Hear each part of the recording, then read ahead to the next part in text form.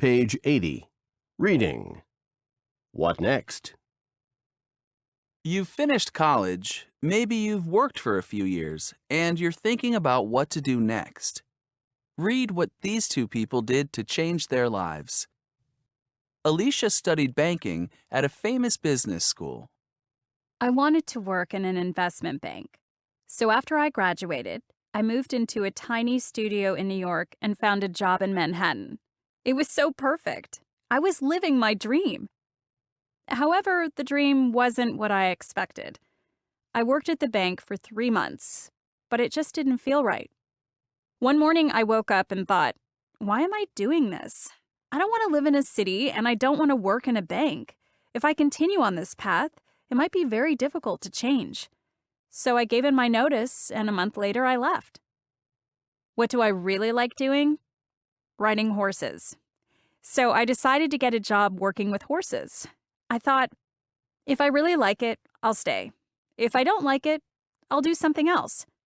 I found a job on a ranch in Arizona. 6 months later, I'm still here. My advice, before you accept any job, ask yourself if it's what you really want to do. 3 years ago, Martin worked in an import-export firm. I enjoyed working at the import-export company, and I liked the people who worked there. But I never felt that it was what I really wanted to do. Then one day, a nurse came to give us a demonstration of first aid techniques, and I suddenly thought, this is what I want to do. I want to be a nurse.